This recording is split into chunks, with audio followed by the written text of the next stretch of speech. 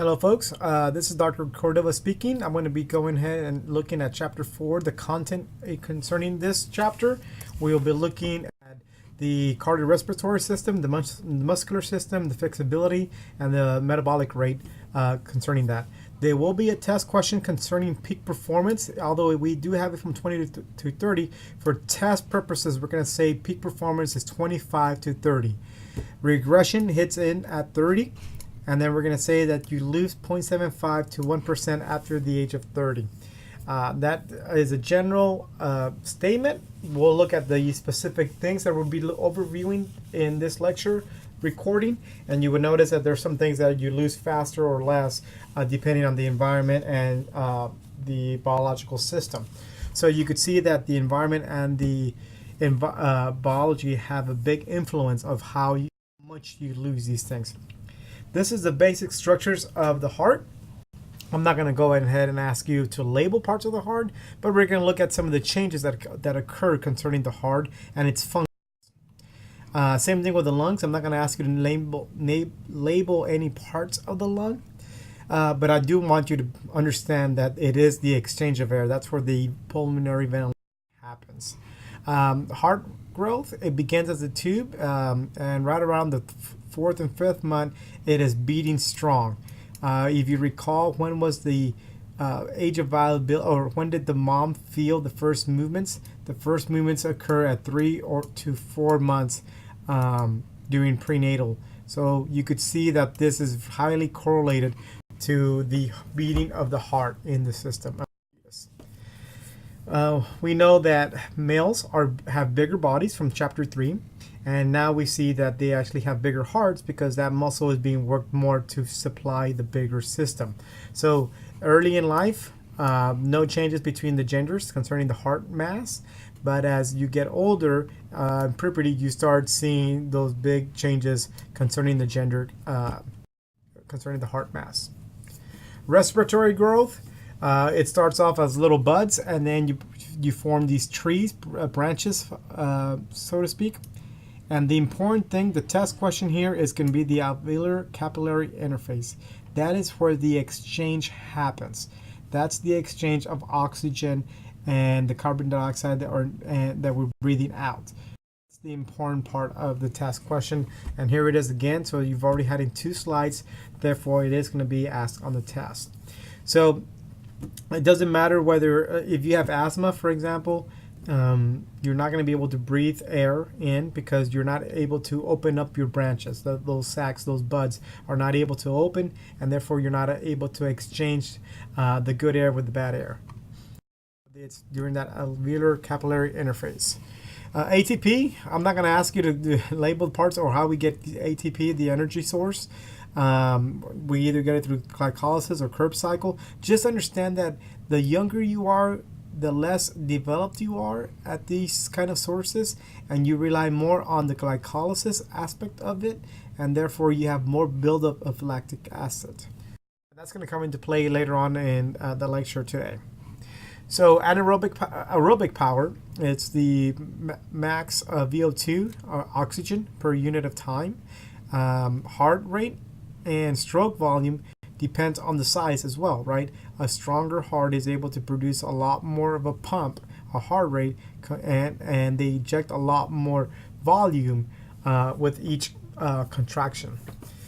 Quite a bit of the aerobic power is heredity. So if your parents were long distance runners, you probably should try out for long distance running or the slow twitch muscle fibers. Aerobic power, stroke volume is less in childhood. Heart size, they're smaller heart sizes. So if you hear a child's heartbeat, it's a lot faster just because there's less volume going through. And not only less volume, there's also smaller system and smaller heart, and therefore it has to work, twice as much. So regression does hit in, and like I said, around regression, you lose about 30% of that.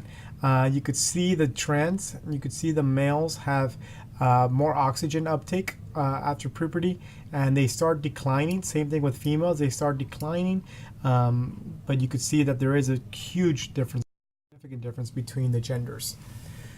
Sex differences: males are able to produce a lot more And even at certain age groups, they're just able to produce significantly more power compared to their female counterparts. Um, Anaerobic power is the max rate of metabolic processing without oxygen. It is up to, and it you get better at this anaerobic power as you get older. Children, this is another test question. Children, we need to be concerned with children because of their differences between adults. They produce a lot more acidosis, which basically is lactic acid. They're less tolerant of that. Therefore, they're not going to be able to sustain that work output for long time periods. And here on the figure, you see the power output, the duration, how long they're doing it, and you can see the younger children are a lot worse compared to the older children. Heart rates, I've kind of already alluded to this, but as when you're younger, you have higher heart rates. These are at rest, okay? Some of us could produce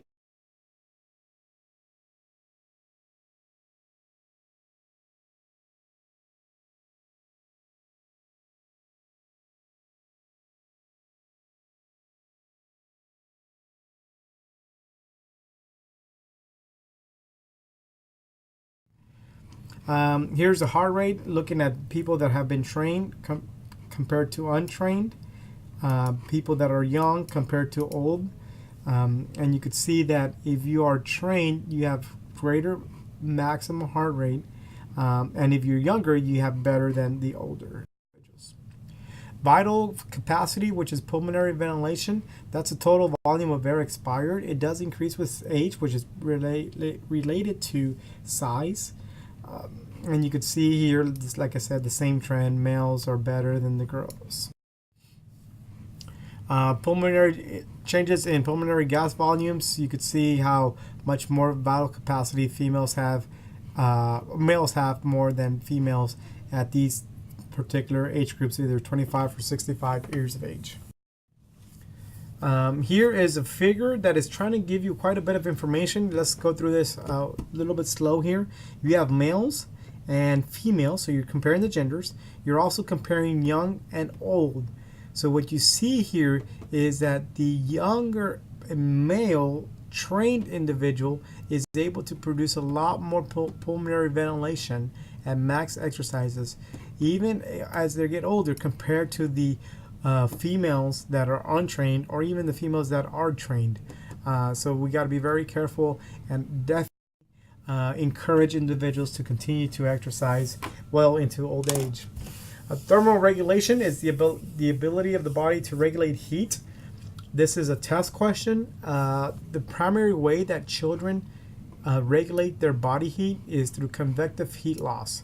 What they do is they bring the heat source, the heat to the surface of the skin, and the skin, that's why some of them, and including ourselves, turn red, because that blood's rushing, is trying to dissipate that heat away from the body, from the vital organs. So it brings it to the surface of the skin.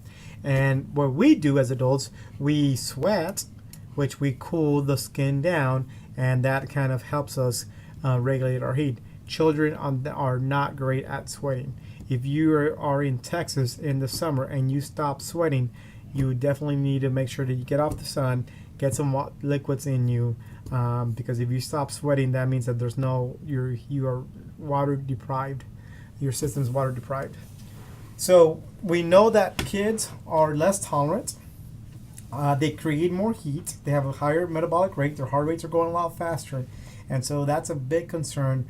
Unfortunately, here in the South, there's been numerous kids that have died in the southern regions of the United States because they're training for some kind of sport, let's say football, and they just overdo it without proper hydration, and their lack of ability to regulate heat, it definitely interferes with that. So like I said, important thing, because if you're going to be working with any young child or anyone in the summer, I need you guys to be aware of that. Therefore, it's a test question. Blood volume. Guys have more blood than females. So if you're a vampire, you definitely want to go for the guys as opposed to the girls, because guys just have so much more blood volume. The metabolic rate.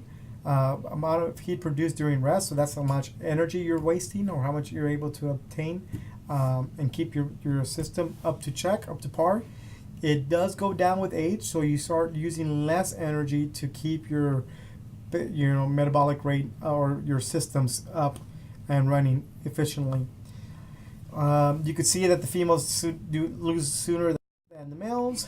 Muscular strength, it does increase with age, and it's highly related to size. Males are so much stronger than females. You could see when they peak, and of course regression sits in. Here you see the trends of same thing that you've been seeing. Here's power, which is power is also like strength and endurance, and you can see how we start declining after a certain age. Muscular endurance, these are ability to sustain muscular work. These are include like sit-ups, pull-ups, push-ups. You could see early in life, there's no difference between the genders. After puberty, that's when you start seeing that gender difference concerning endurance. And they should not be much of a difference concerning endurance, because it's based on your body weight, and you just have to sustain or do a certain work and just sustain that muscular contractions. But you do see a major significant difference.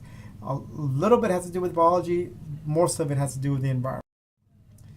Flexibility, it is not a general attribute, general effect. It is not a general attribute. It is joint specific. So if you start stretching your lower back, like in this situation, then you're going to have more flexibility. Your hamstrings here are going to be a little bit more able to stretch as opposed to someone that is not doing these kind of activities. So the less that you stretch, the less flexible you're going to be. And what's unfortunate is that we stop stretching basically after high school. This is one of the skills that we peak earlier than 25. And that's because after high school, if you did play athletics, you were forced to stretch. But now as an adult, when you go work out on your own, you don't necessarily stretch on your own.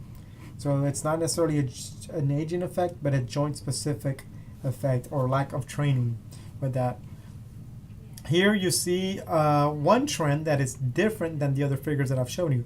Typically the males were on top of the girls, right? They were always performing better than the girls.